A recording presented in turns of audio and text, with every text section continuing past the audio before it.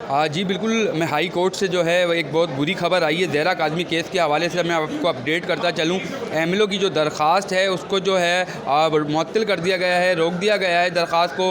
क्या वजूहात थी? आज जो है ट्रायल कोर्ट ने जो है वो फ़ैसला सुनाया था इलियास मेमन साहब की अदालत में। बच्ची का एमएलओ के हवाले से जो है वो लेटर भी जारी हुए थे। क्या ऐसी वजूहात बनी, क्या कुछ हुआ ऐसा हुआ कि हाई कोर्ट ने जो है आज जो है एमएलओ को जो है वो रोक दिया गया है। जिब्रान नासिर साहब ने भी जो है इस चीज़ पर जो है आज दलाइल भी दिए थे। आइए बात करते हैं इसी हवाले से। हमारे साथ मौजूद हैं, कमरा अदालत में भी मौजूद थे जब 5 घंटे जो है दलाइल दिए गए। हमारे साथ भी मौजूद हैं यासीन खान एडवोकेट। आइए इनसे बात करते हैं क्या वजूहात रहीं, क्या हुआ, एमएलओ को क्यों रोक दिया गया है और आगे एमएलओ होगा या नहीं होगा और ये फ़ैसला कहाँ जाएगा। आइए इस हवाले से बात करते हैं। अस्सलाम वालेकुम। वालेकुम अस्सलाम।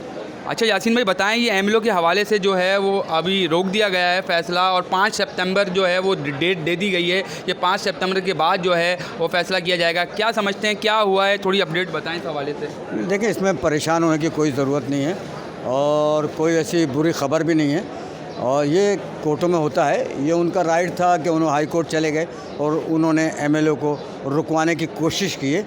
अभी देखिए, आर्जी तौर पर मुअत्तल किया है उसको और दोनों फ़रीक़ैन को सुनने के बाद फिर उसके बाद में इसी एमएलओ पर हाई कोर्ट जो है वो इंशाल्लाह वो हमारे हक़ में फ़ैसला देगी और काज़मी साहब के हक़ में फ़ैसला देगी, क्योंकि काज़मी साहब की तरफ से एमएलओ की दरख्वास्त दी गई थी और यहाँ पर यहाँ सेशन में इलियास मेमन साहब की कोर्ट के अंदर एक ही दिन में एमएलओ पे भी आर्डर हुए थे और ज़मानतें भी कैंसिल हुई थी।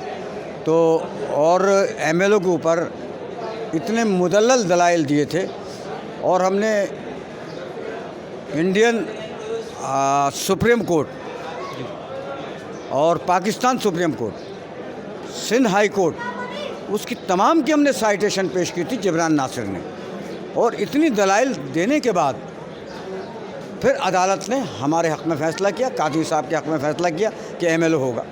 मेरा ख़्याल है शायद एमएलओ की तैयारी भी की जा रही है, क्योंकि नोटिस जारी हो चुके थे, समझे, तफ्तीशी अफसर को कि वो जाए और जाके उसका एमएलओ कराए। अब वहाँ वो चले गए, आर्जी तौर पर रोका है। इंशाअल्लाह ताला 5 तारीख की जो डेट आई है, 5 तारीख को इंशाअल्लाह ताला फिर जिब्रान नासिर वही आर्गूमेंट करेंगे, वही साइटेशन पेश करेंगे, उससे और बेहतर साइटेशन देंगे, उसके प्रूफ करेंगे कि हर सूरत में एमएलओ जो है उसका बच्ची का होना चाहिए और इंशाअल्लाह होगा। और वो 5 तारीख को हमारे हक़ में, मुद्दई के हक़ में जो है काज़मी साहब के हक़ में फ़ैसला आएगा, इंशाअल्लाह आएगा। समझते हैं मुल्ज़िमान ने जो है वो जो है हाई कोर्ट में जो है वो चैलेंज कर दिया एमएलओ को। क्या समझते हैं, क्या आगे में अहम पेशरफ्त हो सकती है बच्ची का एमएलओ के हवाले से, और क्या समझते हैं क्यों रोका जा रहा है मुल्ज़िमान की तरफ से। देखें, लोगों का कहना है अगर आपकी अहलियाँ हैं, आपकी बीवी हैं, तो आप कोऑपरेट करें कानून के साथ और अदालत के साथ, एमएलओ होने दें। अगर आपको किसी चीज़ का कोई भी डर नहीं है या खौफ नहीं है तो आप होने दें। क्या समझते हैं एमएलओ पे क्या फ़ैसला आएगा 5 सितंबर के बाद। ट्रायल कोर्ट ने तो यासीन भाई इस चीज़ पे जो है वो ऑर्डर दे दिए थे, लेटर जारी हो गया था। कल जो है हमने वो लेटर भी जो है देखे। क्या वजूहात रहीं आज और 5 तारीख को जो है क्या होगा, क्या कहना चाहेंगे। देखें, बात यह है दानियाल कि उनका वो हिसाब है, जो सबसे पहले एक मेडिकल आया था उसको चैलेंज किया सुप्रीम कोर्ट में, उसके बाद में फिर बड़ा पाकिस्तान का सबसे बड़ा मेडिकल बोर्ड जिसमें 11 डॉक्टर्स का फ़ैसला मौजूद था और 15 साल से कम उम्र उसको तय किया गया। अब बात यह है कि 15 साल से कम उम्र जो तय किया गया, वो कम उम्र लड़की, उसका अपना कोई फ़ैसला नहीं होता, तो वो उसको वरगलाया गया और वरगलाने के बाद फिर उसका निकाह किया। वो लड़की है, वो जो वरगला कर जो है उससे निकाह किया गया। अब उसके साथ उनको डर ये है कि ज़िना की सेक्शन को रोका जाए और ज़िना की सेक्शन जो है वो उसी एमएलओ से ही निकलेगी। 375 जब उसकी रिपोर्ट आएगी एमएलओ की, तो उसके अंदर से ही तो जिब्रान नासिर ने भी बात कही थी कि जनाब अला कि हम 375 कैसे साबित करेंगे। तो एमएलओ होने के बाद जो है वो इंशाअल्लाह ताला 375 सेक्शन लगेगी और साबित होगी और हाई कोर्ट सुनने के बाद वो मुद्दे काज़मी साहब के हक़ में फ़ैसला देगी और एमएलओ होगा और इंशाअल्लाह होगा। क्या समझते हैं कोई अच्छी खबर या बड़ी खबर आएगी, कोई बच्ची के हवाले से अच्छी खबर आएगी 5 तारीख के बाद। जिस तरीके से मुल्ज़िमान पूरी कोशिश कर रहे हैं 375 को रोकने के लिए, ज़िना की दफ़ात को रोकने के लिए, उन्हें पता है कि उनके लिए गहरे तंग हो जाएंगे, उनको सज़ा हो सकती है, बहुत बड़ी दफ़ा है ये। क्या समझते हैं कि इनकी जो कोशिशें हैं वो रंग लाएंगी या जो है ये हार मान जाएंगी? नहीं, उनकी कोशिश कोशिश पूरी कर रहे हैं वो लोग। देखें, क्योंकि वो जिना से बचना चाह रहे हैं, अगवा की सेक्शन तो उन पर लग चुकी है, जिना से बचना चाह रहे हैं क्योंकि जिना की सेक्शन उनके बिल्कुल करीब है और वो लगेगी, क्योंकि उस पर जो है अच्छा खासा जो है उनकी उसकी पुनिशमेंट है, उसकी सज़ा है, सज़ाए मौत तक जाती है वो।